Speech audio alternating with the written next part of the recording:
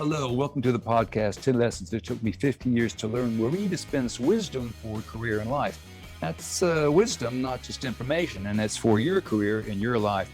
My name is Duff Watkins, and I'm your host. Our guest today is Howard Nusbaum, who is director of the Chicago Center for Practical Wisdom. Howard is also a professor of psychology at the University of Chicago. Howard, welcome to the show. Thank you, Duff. First question, what the heck is the Center for Practical Wisdom? That's a good question. The center is really kind of an organizational hub for two kinds of things. One thing is to support research on wisdom and wise reasoning. What is wisdom? How do we define it? How do we understand it? And so we do research that ranges from behavioral studies to surveys to neuroscience, neuroeconomics, just trying to understand how people reason wisely and what wisdom might be, and to ask questions that may challenge existing theories and conceptualizations. And on the other hand, there's a sense in which the center tries to organize discourse about wisdom. Some of that discourse is internal, where we talk with philosophers like Candace Vogler at the University of Chicago or Nancy Snow at Oklahoma, where we talk to people who study medical education, and where we publicize wisdom research and thinking about research. And so the two sides of the coin are that we support research. Some of it's been collaborative with colleagues in Spain and colleagues in Israel, and some of it's internal, colleagues in economics, colleagues in psychology and anthropology. And then we have this other side, which is to talk about wisdom and wise reasoning and why is wisdom important. So Monday, for example, there was an international summit on wisdom organized from University of Waterloo in Toronto by Igor Grossman and his colleagues. And our center was part of it, and we helped support that. And so we used to have wisdom fora where we would bring people into the University of Chicago to talk about their research on wisdom, talk about the philosophy of wisdom. We haven't done that for a few years, but this kind of summit is, I think, an outgrowth of that kind of thing. And here I was thinking that our podcast was the only vehicle by which people could pursue wisdom. And it turns out you folks have been doing it longer and better. So and it's interesting when I hear you speak, Howard, it is an international pursuit of wisdom, both on an academic level, philosophical. You mentioned philosophers. I know that you yourself are a psychologist, which leads me to ask, if I understand it, you're a cognitive and behavioral psychologist by training. How did you get hooked on wisdom? That's a good question. First thing I want to say, though, before I answer that question is there are other people promoting wisdom besides you and the center. Charles Cassidy has a website with animations and explanation of wisdom in London. And he and Igor Grossman have a podcast also about wisdom. So there are some other venues where people are starting to talk about wisdom more generally. And the more the merrier, the more that people can talk about it, the more that we can understand it, the more we can, I think, expand our understanding of its importance in relation to things like being smart or clever. And I think that's important for all of us. So how did I get started? Well, around 2007, the Templeton Foundation Vice President Barney Marsh came to visit the University of Chicago, and we had been doing some work with the Templeton Foundation on a network that John Cacioppo was running on social connection. What does it mean to be connected to other people, and how does it benefit you? And Barnaby came and he talked to us and said, what do you guys think about wisdom? And it turns out that I had just heard a talk by Bob Sternberg about wisdom and wise leadership and why wisdom was important and foolishness was dangerous. And so I had been thinking about that. And I had just read a book called Collapse, which is about how civilizations... Jared Diamond, yes. Exactly. And one of the stories in that, or I mean, I may have even modified it over time. One of the stories was about the island of Hispaniola and the relative thriving of Haiti and Dominican Republic, and the fact that they had different policies about their resources, their natural resources, and that Haiti had essentially mined away all the trees. Dominican Republic had preserved their trees. And the question could be, was that because of wise policy in the Dominican Republic? I mean, certainly they're not well off in many respects. They've got a number of great problems, but they preserved their trees, and in that respect, ecological disasters were not hitting them as poorly as much as Haiti. And the book makes clear that it was not, shall we say, wise policy. And that started me thinking about society's determination or ascription of wisdom to something versus based on the outcome and based on a set of criteria versus thinking about what it means for a person to be wise. And that may not always have a wise outcome. And so I talked to Barnaby about that. And essentially, Templeton Foundation gave us a grant to give a couple of $1 million to about 23 scholars and scientists to study a definition of wisdom. What does wisdom mean in the classics? What does it mean in history? What does it mean in music? What does it mean in computer science, psychology, neuroscience, political science, etc.?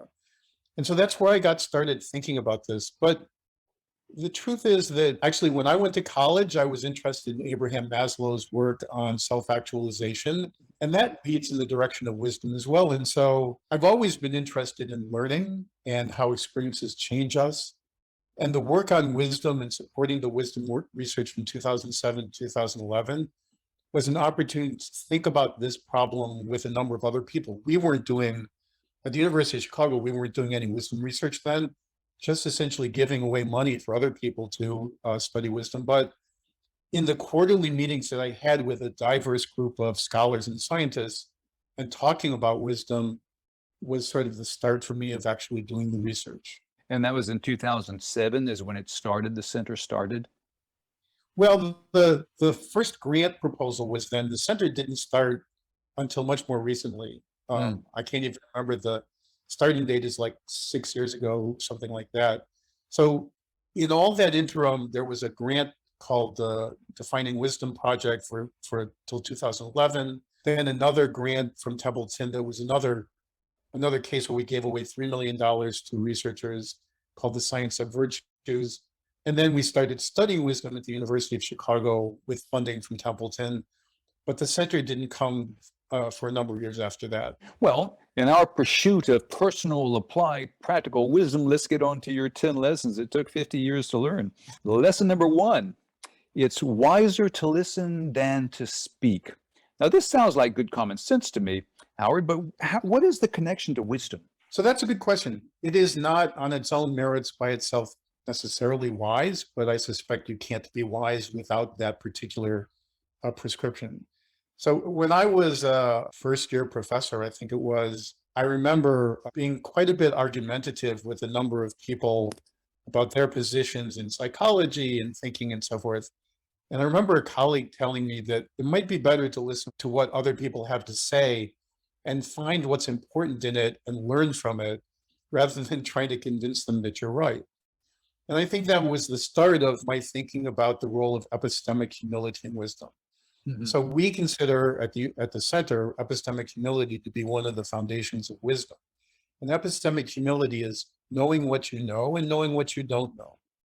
And so the reason it's wiser to listen than to speak is because there's a lot that you don't know, but understanding other people's perspectives is critical, I think, to wisdom. And we often assume we know what people are thinking, but probably we don't. And listening to understand their perspective, listening to understand their concerns, listening to understand their knowledge will both inform us for ourselves, but also inform us about them. So that's basically why that is there. I guess a good example of that nowadays is politics in almost any country, because I'm continually amazed at how very intelligent people, well-educated people who've gone to college, university with me, how amazingly stupid they are because they don't hold the same views that I do. And I try to correct them, of course, because I'm a generous, tolerant kind of guy. And surprisingly, Howard, there's some resistance to this. So the point being, once you make the effort, and it is an effort to try to understand what is important to them, it can be quite, certainly in the US and in a lot of societies, people who hold the other view, the other side of you, it can be quite an affront to your own values for some reason. And people react in a tribal, partisan, segregation kind of way. Just don't even want to associate with those people. I think that's right. I mean, one of the benefits of being around for a long time and being at the University of Chicago is I got to take a class from a colleague who studies things like negotiation and decision making. And when he was teaching his graduate class, I sat in on this class, which was about communication. And every time the class would read an article, the graduate students would leap on the article like hungry dogs and tear it to pieces. And finally, Boaz said, you know, it might be better to figure out whether the study is wrong or right, what you could learn from it if it was right. That is, rather than being concerned about proving that it had problems, because every study has problems, Yeah. think about what we might have learned if it was right. And how would that inform the next thing you want to do? And I thought that was pretty wise of him in the sense that, one, it changed the tenor of the class. It had people working together instead of independently howling like dogs at the moon. But also, as a pack, they were sort of leaping on things and tearing different parts off. When people started to think about what they learned, everybody picked up something different, but there were synergies in that. And so I learned a lot from that class, but the most important thing I learned was that issue about trying to look for something that you can take away that's positive rather than look for the things you disagree with. All right, we agree that it's wiser to listen than to speak. But when you do speak, that takes us to lesson number 2. Asking is wiser than lecturing. Have you been talking to my wife? Well, more to my wife, probably. Wives, I suspect. That issue is a corollary, if you will, as you point out from the first point, but it's linked to Socrates' notion of what wisdom is. So the Socratic notion of education is to ask people questions rather than to give them information. And I think in my own experience as an educator, I found that lecturing usually bounces off of people's heads, but asking questions makes them think about how to answer. And if you ask the right question, you have to think in the right way. And so the wisdom in that point is actually, how do you come up with the right question to make people think about the problem the right way? There's a study by Fernbach and Sloman that I really like, that we've been following up on. Steve Sloman is at Brown University. And what they did is they sort of asked people to give reasons for liking or disliking public policies. And political scientists tell you that when you ask people to justify their beliefs, those justifications lead them to be more polarized. So, if I tell you why I like public assistance or why I don't like public assistance for people, that will polarize my opinion. I will become more extreme. The second condition they had was to ask people to explain the policy. Don't justify it. Don't say why you like it or don't like it. Explain how it works. Explain how people get money and what they do with it. What's the process? Well, people realized when they tried to explain it, when they were asked the question, how do you do X? They didn't understand it. And when they reported not understanding it in that particular study, they became depolarized. One of the things that we're interested in is that sometimes when you ask questions, people can understand what they don't understand. And that increases epistemic humility. And the increases in epistemic humility, I think, may lead to wisdom, or at least are important for wisdom. So for us at the center, we have sort of latched onto this notion that Socrates put forward. Aside from the fact that he taught by asking questions, which is not part of this point too, he also believed that epistemic humility, knowing what you know and knowing where the boundaries to that can be, is at the heart of wisdom. So his definition of wisdom was actually epistemic humility. We don't think that's all of it, but we think that's a big part of it. And so you probably can't take someone else's perspective unless you're willing to realize you don't really know their perspective. If you assume you know their perspective, that can often get you into a lot of trouble. And in fact, there are psychological studies on something called the fundamental attribution error that suggests we make errors about assuming why people do things that don't take into account sort of their internal states in relation to the context in which they were behaving.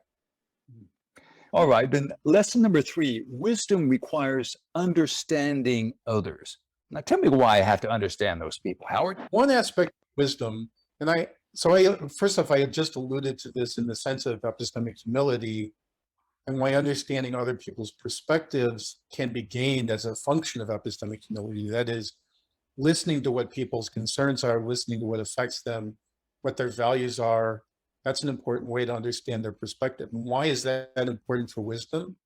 So I think that's important for wisdom because of one part of Aristotle's notion of why wisdom is important, why phronesis, practical wisdom, is important. And that is, Aristotle claimed that practical wisdom leads to eudaimonia, which is essentially human flourishing. So to flourish, what does it mean to flourish?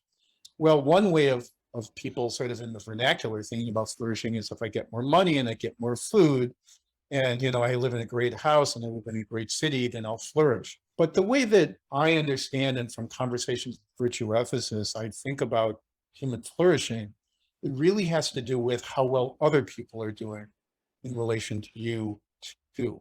That's a strong pro-social content to it, orientation. Why is that important? No person is an island, to bastardize a famous quote. And I think Shakespeare had the idea correct in the sense that we are connected to lots of people, and our well-being is connected to their well-being in lots of ways. And so the notion of understanding others is that in order to make choices that lead to human flourishing, which is one way in which Aristotle defined practical wisdom, in order to make those choices, you need to understand the impact of your choices on other people. And so Valerie Tiberius has actually written a book about reflective wisdom, essentially, where she's arguing that in order to make choices that are consistent with your values have to be somehow appreciative of other people's values. And that's all about perspective taking. That's about understanding other people. All right. Well, let me quibble with Aristotle. He said, if wisdom leads to human flourishing, let me just go back to the Old Testament in the book of Proverbs. In much knowledge is much vexation. And the other phrase in English is ignorance is bliss. And I believe I see a lot of people who avidly pursue ignorance and avidly, even aggressively, become ensconced in positions of ignorance because it makes them feel good, makes them feel better. What's your reaction to that? I think that's right. I think so. I have talked to some former colleagues in the psychological sciences, in the cognitive sciences, and they told me they don't read anybody else's work. They prefer to go it alone, and they think their own brilliance shines more brightly. And were they to be informed about other people's ideas, it would dim their own creativity. I think that sticking your head in the sand is a good way to get a mouthful of sand. I just don't think that isolating yourself from understanding other people is a way to increase your own well-being. And so in order to address that, I guess I want to make a distinction between feeling good now and flourishing in the long term. That is, there are lots of things we can do to feel good now. For example, eating a whole cake will make you feel good while you're eating it. And the minute you're done, presuming you don't throw up, you'll probably feel pretty sick to your stomach anyway. There are lots of things you can do to feel good now, but the notion of flourishing has to do with longevity of feeling good. And in the long term, if you ignore the way other people are doing, imagine that you become an island isolated from others. If you were only rich and never gave away your money, there would be a lot of poor people in the world. But if you give away your money to a lot of people, you feel good doing it, and other people prosper. And when they prosper, perhaps that comes back in various ways to support you. But in other ways, at least if you give to your community does better. So as my example of that, I actually chose to become the chair of the Department of Psychology at a time when the chair quit over attempts to make the psychology department better. He quit because people were upset. But I chose to become the chair of psychology because I thought, I have to live in this department, and it's my choice to make it a better place to be. Mm-hmm. And I can tell you, it's stressful and painful. And not the most fun I ever had, and yet the psychology department changed through the group effort, not just my efforts alone, but recruiting everyone together to work to make it a better department, made it a better place to live. And indeed, the psychology department being a better place to live meant my life as a psychologist was better. You touched upon something that's near and dear to my heart, the myth of the lone genius. In fact, Leonardo da Vinci, he was a pretty bright, pretty skilled guy. He had so many students and assistants in his painting laboratory, whatever. You can't even tell who put what stroke onto which of his masterpieces. Plus, Even when he had the idea for the Vitruvian Man, the famous painting or drawing of the human used in human anatomy, he shared it and discussed it with his friends and mates, and they went over different versions of it. And the whole point is that creativity is collaborative, or as I like to say in the business world, innovation is a team sport. Absolutely. So the MIT Innovation Lab that Eric von Hippel runs out of MIT is all about that. It's all about open source innovation. The more disseminated ideas are, the more people will add on to those ideas and new things emerge. And I think that is sort of an intellectual version of what we're talking about in terms of wisdom, which is a more social version, more emotional version. That is sharing your experiences with other people and sort of learning about other people's experiences is in part of what enriches our lives. Making choices that don't just benefit ourselves, but maybe benefit others when appropriate. I think that's something that adds to wisdom. I'm not sure that that's wisdom by itself, but I think it's a part of wisdom. All right. Well, that takes us to our next lesson, which is wisdom is grasping the vastness of your ignorance. Wait a minute, Howard. You have any idea how ignorant I am? I mean, how am I going to get my arms around that universe of ignorance? So, you know, a famous American politician talked about the known unknowns and the unknown unknowns. Oh, please. Just he will remain nameless for our purposes, following Harry Potter. But I think that the issue here is that it goes back to the other issue about asking questions. It goes back to the notion that certainty in our knowledge might better be qualified substantially. And so understanding that there is much more to be known leads us to ask more questions, leads us to be more engaged with others, leads us to find out things that we don't know about. If all you do is sit at home in the pandemic, your exposure to other cultures, other values, other visions, other ideas becomes minimal. And if you're sure that you know every answer, you are also sure to trip over things that you don't expect. So I think that this issue is part of this notion of epistemic humility, and that the things we don't know are always, always, always much bigger than what we think they are. So one of the things we found in a study that's not yet published is that we found that wisdom is actually correlated with tolerance of uncertainty. It is your willingness to accept that you just don't know things, that there is more uncertainty than we're willing to acknowledge, typically is part of wisdom. And so I think that's important. But psychologically, though, we crave certainty, and we'll go to great lengths to make up stuff to fill in the gaps.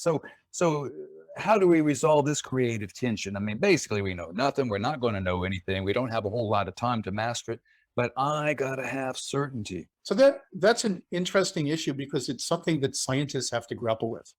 So one model of science is a kind of progressive advance towards truth. And some people think they got there, and they're sure they got there, but I'll tell you they're wrong. I'll just tell you with certainty. Here's my certainty. They're wrong. Whoever they are, they're wrong.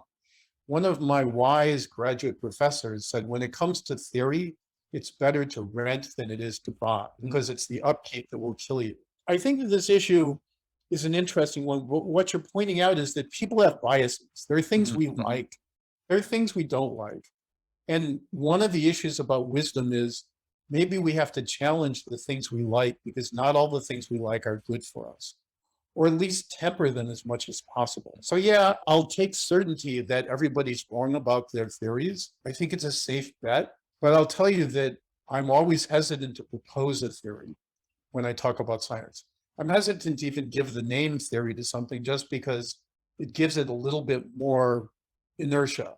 People are more willing to accept it. And I'd rather talk about frameworks for theories or foundations or axioms or assumptions, things that can still be tested and things that can be blown away by the wind that's strong enough from empirical observation. So I think that what you're talking about is the kind of bias that we have in lots of ways. And we have lots of biases. So Kahneman and Tversky told us about lots of biases we have in decision making, like the endowment bias, for example. You know, if I hand you a cup and say it's yours, you'll want more money for that cup, even if it's not any different from a cup at the bookstore. That's just a bias. And that bias can be overcome by experience in, say, financial trading. So some of the work that we've actually done, that work basically shows that, people who have the endowment effect are malleable by experience. The more trading you do, the less endowment effect you have. So Mhm. all of these biases can change with experience. And I think wisdom is benefited by changing some of those biases. And these biases that you're talking about, whether it's confirmation bias or the endowment, we have these biases not because we're so damn stupid and slow, but because that's just the way the brain works. And we're trying to make decisions, sometimes complex decisions, under certain constraints, a finite amount of time. We only have a minuscule amount of information. So we have to decide something. And you see this in the commercial world all the time. Having said that, though, I'm a believer that if you're not continually amazed at how stupid you were 2 weeks ago, then you haven't moved on. You haven't learned something, and that to me, I would say, is the abnormal state of affairs. I think that's right. I think people don't attend to the moments where they have had learning occur. And if they were to mark those moments, then they might be more appreciative of the fact that those are huge benefits to them, that they would look for those more rather than pass over them. And the truth is, I think, unfortunately, that many more opportunities go unnoticed for that kind of enlightenment. So, I mean, this is a conversation that I was having with my wife about a class that she's teaching now, which is a core course at the University of Chicago. And basically, you can give students information, but you can't make them think, and they'll learn how to parrot it back. They'll learn how to reform it and revise it. But to make them think about the correlates of it, the implications of it, to take fire up in the philosopher's view, the counter-induction about it, to reason against it, that's hard work, and people aren't always willing to do the hard work in all circumstances. Were they to recognize those opportunities, they might do more of that hard work, and they might have more of those opportunities again. Yes, that's one of my takeaways from doing this series in my own life. Wisdom requires a certain amount of exertion to acquire. Dylan Jest, whom you know is an eminent psychiatrist, he said, if you think you're wise, you're not. Because you have to go after it. You have to make it some sort of a discipline. And that takes us up to your point number 5. Curiosity fuels wisdom. Yeah, and I think that goes back to the vastness of ignorance. That is, you can realize that you're ignorant, but you can accept it, or you can realize your ignorance and be energized by it. And that energizing means you want to reduce some of that ignorance. You want to explore that ignorance. You want to step into it. You're not afraid of it. So curiosity, and this is something that I've heard from other colleagues, we don't usually talk about curiosity in the context of wisdom per se. And yet we need to talk more about motivational forces that lead to wisdom. And I think curiosity is one of those. Curiosity leads us to ask questions. The questions of point number 2 become fueled by curiosity. So you can ask those questions in a rote way. You can ask those questions just because you know you're supposed to ask questions. Or you can ask them out of a genuine motivation to understand other people, to understand other kinds of things that you have no experience with. To learn about the law just because the law is mysterious but interesting, people can say, well, I don't know anything about the law. I have to go consult with somebody about that. Or you can say, I'm curious, why is the Constitution the way it is? And why do we hold it in reverence in the United States? And why does it form the basis for a lot of law? And those are basic questions. And if you get curious about them and start reading, you learn more than just about the things you're reading. You learn how to ask questions, which you didn't know the same way before you started reading. Dick Nisbett, who's a psychologist, basically wrote an article that he had a hard time publishing. It was a kind of version of the Screw Tape Letters, but it was aimed at psychologists. And it was where a senior tempter was instructing a junior tempter about how to school a graduate student in psychology. And one of the fundamental precepts was, don't let them read anything outside their area. And of course, the motto is read anything that's outside your area, because what you learn always comes back to benefit you. The more curiosity you have about more things, the better it informs you in everything, I think. Well, first of all, you must send me that article because I know the Screw Tape Letters well. What you're saying, I used to give a lecture about mental health, and one of the characteristics of mental health, positive, good mental health is curiosity. And the example I use, again, straight from the Old Testament, Moses was out one day and he saw this flickering, burning thing on the horizon and said, "What the hell is that?" I'm paraphrasing. Don't race to your Old Testament and look that up. So he says, I gotta check this out. So he goes over there and it's a burning bush, turns out to be God. And the rest of the story, well, so, but it all starts with curiosity. And curiosity is well, as you're saying, curiosity is what motivates the asking, and it's a form of seeking to understand and not just passively accepting. Is that a fair description? I think that's exactly right. One of the things that I think is really important for people is to be actively engaging with the world as opposed to just observing the world. And the reason for that is if you actively engage the world, it causes you to question yourself as much as questioning the world. If you're observing the world, there's no reason to necessarily turn your eye inward as well and to say, how does this change the way I think about myself? And so to think about the dynamic between sort of the inner self and the externalities, I think is part of that process by which people change. I mean, one of the things that we study in my lab, I jokingly refer, and I don't think any of my students would ever repeat this, is learning the unlearnable. That is, we teach people to have perfect pitch, which is supposed to be something you're like, Really? they're Is that born with. possible? There you go. Yeah. We've been able to do it. So, so that, I mean, that's sort of with a different hat on. I do that kind of work, but the notion of wisdom as a skill, the notion that wisdom, wise reasoning, is something that you can actually develop. That's a little bit anathema to the sort of traditions of wisdom, which say you either have to suffer or it's, you get to the right age with the right kinds of experiences. And the thing that we explore is whether or not you can give someone certain experiences that can shape the way they can learn. And so if you shape the way people can learn, curiosity, I think, is a critical element. We haven't explored trying to get people to learn curiosity, but one of the things that curiosity is in tension with is sort of what is called in the psychological literature affectance motivation. When you learn a skill, when you learn to do something, it makes you feel better. Like learning to do something successfully is its own reward. You feel good doing something. Well, if you investigate something, if you learn about something, you feel good also. And that fuels curiosity. And so setting up those kind of dynamic relationships, wanting to know, learning, and then feeling good that you've acquired something new and that it's changed the way you are, is a way of developing sort of that skill of questing, seeking, and then enhancing what you know. So the prime beneficiary from all this curiosity and motivation and empathy basically is me, the user, the seeker, the pursuer of wisdom, the person who wants to get better. And I think that point doesn't get hammered enough. You do it because it benefits you. I think that's right. There are two models of generosity. One model of generosity is people give away things because their reputation is improved, or there are other kinds of benefits to the crew. But there's another kind of model, which is the warm and fuzzy feeling model, which is you give something because it makes you feel good. And I think in this case, we're talking about the fact that in some respects, being wiser may make you feel good because it benefits other people. And that's part of what human flourishing is. That sort of dynamic, that is the connection of making choices that affect other people positively, also affects you positively. Well, and that takes us to point number 6 then. Gratitude can lead to wisdom. And exactly, I think that this notion of gratitude is where people think they're giving away something. Like I'm giving something to you when I express my gratitude. Obviously, gratitude comes in response to something, but to express gratitude is to give away something. And yet, so Janice Kaplan has a book called The Gratitude Diaries, and she documents in that chapter by chapter different forms of gratitude.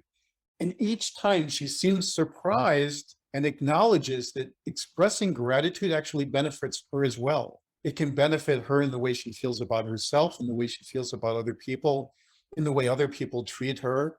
And so expressing gratitude, that is reflecting on the benefits one gets from giving, I think it ties gratitude to generosity in some sense, and it ties a positive motivation like curiosity to wisdom. So that's where I think gratitude is important. That is connecting to other people, acknowledging what other people give to you when they answer your questions, when you learn about their perspective and their experience. I think that's an important part of wisdom. I heard a Zen story about gratitude that influenced me greatly. Tell me if you've heard it. The Zen master was there, and there was a rich man in town, and he decided to make a gift to the Zen master for his school. So he got a big sack of gold, and he goes there, and the Zen master is sitting there teaching, and he waits his turn in the line, and he puts down the big sack of gold and said, "There, that's for you, master. It's for you in the school." And the Zen master says, "Put it over there." And the guy says, "Okay." He puts the gold there and he steps back, and the Zen master says, "What is it?" And the rich guy said, "Well, it's a lot of money. Just so you know, there's a lot of gold inside the sack." And the Zen master said, "And so?" And the guy said, "Well, just that it's more money than most people make in months." The Zen master said, "So you want thanks? Is that it?" And the guy said, "Well, you know." And the Zen master said, "I thought it was the giver of the gift who felt the gratitude." And that has just really shaped my feelings about why I do things of generosity. What is the purpose? What is the point behind it? Is it to seek attention? Is it to big note yourself? Is it to, so anyway, that's where you reminded me of what along the lines of what you were saying. And I think that's right. That other kinds of theologies, like in Jewish theology, for example, there's a kind of notion that giving charity without acknowledgement of its source is perhaps the highest form of giving. You don't give it for the recognition of the giving, you give it to be helpful. And so there's a Nikki Sullivan, who I mentioned earlier, was a faculty member at London School of Economics, and John List and Ali Gortatsu, economists at Chicago. And I did a study about giving. And in fact, you can see in the brains of givers two kinds of responses. One kind of giver shows a response in what's called the striatum. That striatal response is actually a positive affective benefit. You get a dopamine reward response. Other people have a response in sort of prefrontal regions that are pro-social, that are about the way you think about other people. And you might be thinking, how does this help my reputation, et cetera, et cetera. And in the experimental studies that we've done, you can see that people who give for the, shall we say, warm and fuzzy dopamine reasons, continue to give even when they could take, when there's an opportunity for them to take from someone else, whereas the other people stop giving. And so the people who are only socially thinking about socially considerations, those people stop giving when there's an opportunity to stop giving. It's almost like if you're not watching them do this, they're not going to give. Whereas other people are giving because they feel the benefit of it. And perhaps they feel the benefit of it because they've seen the impact on other people. I do think that this issue about internal states of motivation is important. We're people that have to keep doing things even when it's difficult to do them. And so positive motivations are very useful for that. Which takes us to the next point, lesson number 7. Try a little harder, try a little longer. So I mentioned the Science of Virtues project that I was involved in with Templeton. And one of the groups that we funded consisted of Jim Heckman, who's a Nobel Prize winning economist, Angela Duckworth, who's a psychologist and MacArthur Fellow at Penn, and Gabriel Lear, who's a philosopher at Chicago. And Angela Duckworth's research has been about grit. And while there are questions raised about some of the claims about grit and so forth, one of the things that's important, I think, about it is the notion of intellectual struggle and the willingness to work at hard problems. So I think wisdom depends on the fact that you don't give up when you're faced with a difficult problem. The traditional Solomonic example of dividing the baby between two claimants as parents, the easy thing would have been to make a decision to give the kid to one or the other arbitrarily, or to take the kid into public care or something like that. To make the hard decision to work at just on that, let me just make that story clear. This is our third Old Testament reference of the day, Howard. We have a new record. So Solomon had to make a decision. 2 women appeared before him claiming that they were the mother of a baby, and Solomon made the decision, cut the baby in half. But it was kind of a feigned decision because he knew the original mother would say, no, no, no. The real mother would say, no, no, no, she can have the baby, because the real mother would care so much for the baby that she would give it up because she wanted the baby to live. And thereby Solomon determined who was the proper mother and who was lying. just to put that story in there because not everybody may be familiar with it. That's a good point. Anyway, so I think these issues are that in wise reasoning, people may do the smart thing, which might be an easy thing, or they might do the cheap thing. To find the wise choice, it's sometimes more difficult. One of the examples that was brought to me by a student in class was a basketball coach at Michigan State who was offered a job coaching the Cleveland Cavalier basketball team. He would have made an incredible amount of money coaching a championship basketball team professionally. And he didn't make a decision right away, and he thought about it for a long time. And ultimately, his decision was to stay in Michigan State and coach the basketball team for college. And one of the things he said about it was, basically they're his boys that he has seen generation after generation grow up under his coaching and tutelage. And another thing he said is that my daughter said she'd have to move to Cleveland and make all new friends, and they would be friends based on his reputation, not based on her. Thinking about all those kinds of subtleties, that's not something that comes to you right away. I mean, even if your kid comes to you and says, Dad, I don't want friends based on your reputation, to understand that deeply and to make that a part of your choice about giving up a multi-million-dollar job, that means you had to think hard about it, think hard about the implications. And I think that whether grit is the thing that determines people's success in life, I think that perseverance with curiosity about solving problems that are very difficult is part of wisdom. And when you make those decisions, when you do persevere, that takes us to lesson number 8. Reflect before acting, reflect after acting. Yeah, I think that goes back to this book by Valerie Tiberius a lot. So there's a notion that is bubbling up that's got a lot of traction in psychology from Jonathan Haidt about having moral intuitions. That is, a lot of his work has downplayed the role of thinking, active thinking about moral choices. But Valerie Tiberius's book is about the importance of reflection. Not that we reflect about every choice. She makes the point that some choices are reflectable. You could think about them, but that oftentimes we need to think carefully and analytically, both about the impact on other people and the impact on ourselves of different choices, about the short term, about the long term. There are a lot of things to consider for some kinds of decisions. And so the reflect before acting, the reflect before choosing is really about thinking through the perspectival alternatives of all the people that will be affected.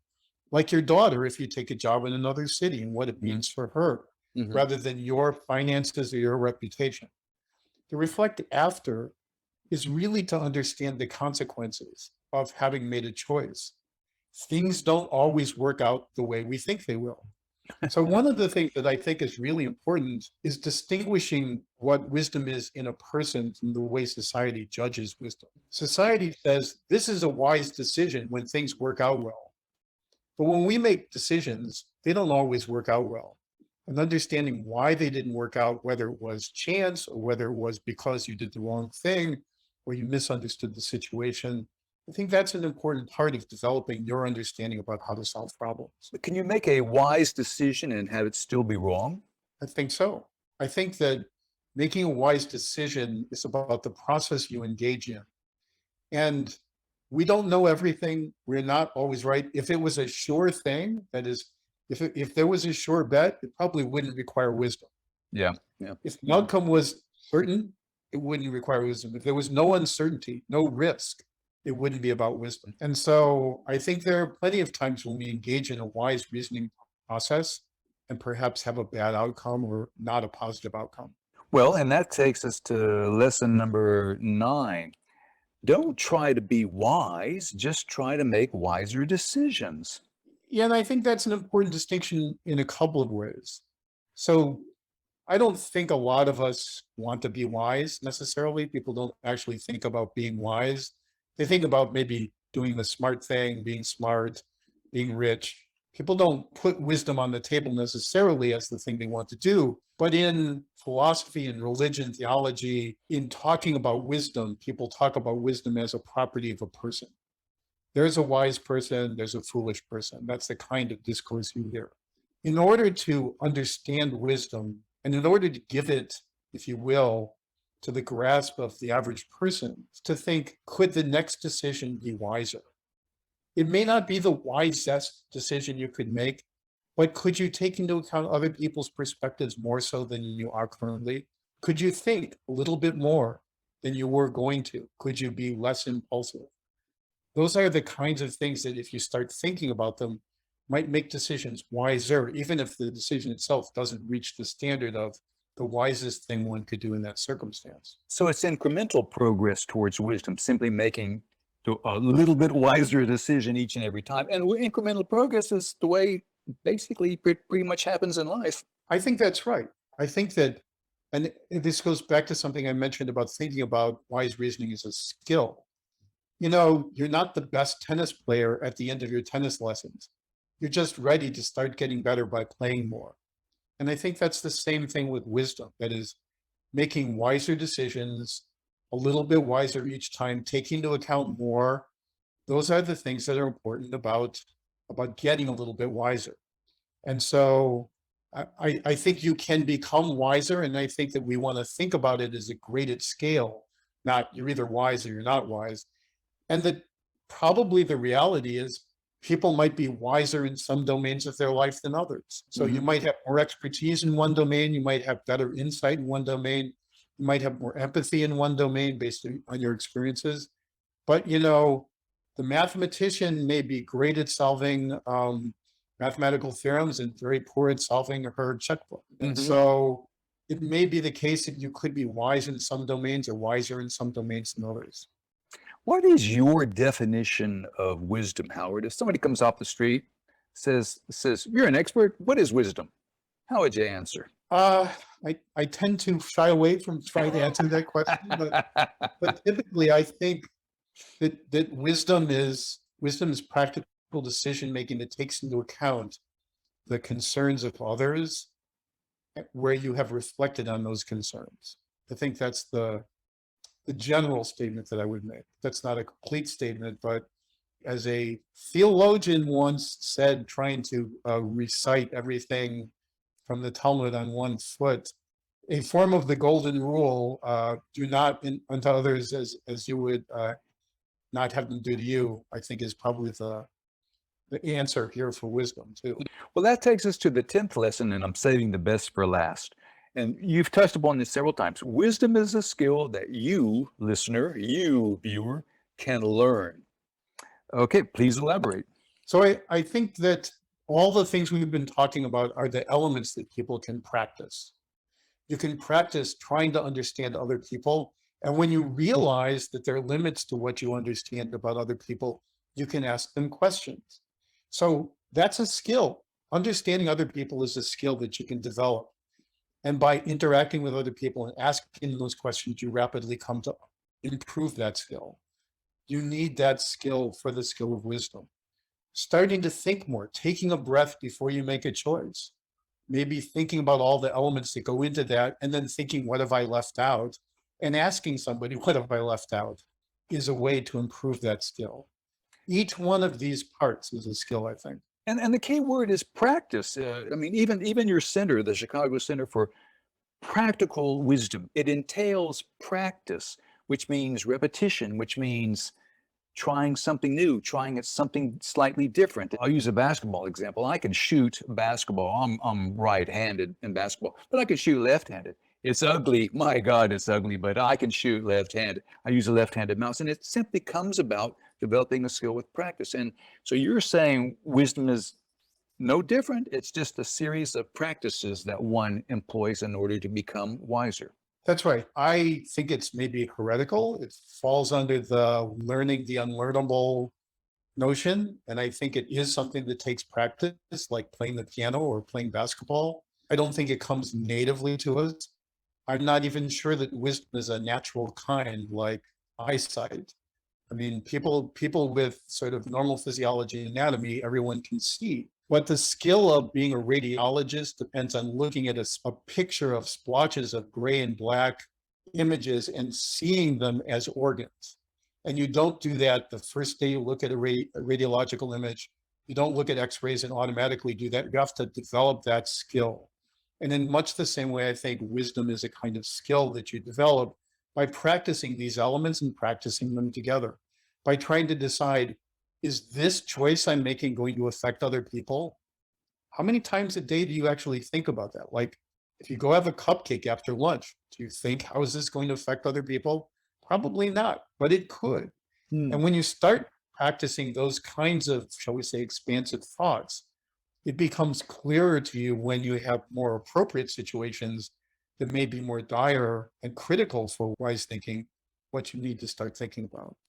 I'm really forming the impression that one cannot be a wise alone. So much of what you said, Howard, emphasizes the connectivity of tying in with other people, whether it's empathy or simply foreshadowing what the actions, what effect it might have on other people. So it seems wisdom is a communal thing. I think that's right. It's an interesting conversation that has taken place in the meeting in Toronto of a group of people interested in wisdom, is that one of the cognitive scientists sort of evoked the notion of the sage on an isolated mountaintop as a wise person. And I think that harkens to the fact that there's a distinction between, that Aristotle made between Sophia and theoretical wisdom and phronesis, practical wisdom. So practical wisdom is the thing that leads to eudaimonia or human flourishing. How do you flourish? You flourish when other people do better as well, I think. I take that from Aristotle. I take that from the virtue ethicists and from Aquinas and the conversations about it, that wisdom is sort of orchestrating a set of virtues, but the virtues themselves lead to other people doing better, and therefore leads to you doing better. So yes, I think about practical wisdom as something that is at least communally integrated in some sense, whereas I think about theoretical wisdom as something that could sit on a mountaintop alone, and it might actually make you feel worse. It might not make you feel better for a lot of reasons. Well, let's finish on one. I have one more question for you that is unscripted. And that is this. We've talked a lot about what you've learned over the years and what wisdom is, but what have you unlearned lately? And by that, I mean something you absolutely positively knew to be true yesterday or last week or last year, but now realize is just not the case. The clearest example is not actually in the domain of wisdom. I don't think we've done enough research yet to unlearn anything. And so far, I think a lot of the research on wisdom seems to be coherent with the kinds of thinking that philosophers and theologians have done for a long time. But it is true that for years, I wrote papers that basically argued that when we speak, we don't actually need to use our knowledge when we listen to other people speaking, we don't need to use our knowledge of speech production. So I asserted that many, many times. I raised it as a kind of question, but mostly I was arguing that speech perception, understanding other people's speech, doesn't require modeling the way the speech was produced. And then we started doing neuroimaging and looking inside people's heads when they were listening to speech. And lo and behold, we could see lots of evidence that the motor system is active. So one of the things that I think I have unlearned is the fact that my certainty, which was there solid about aspects of psychology, probably should not be so certain as it was. So maybe gaining a little bit of epistemic humility as a consequence of sort of increased methods and means of doing science has been sort of an important lesson for me. An ongoing lesson for us all.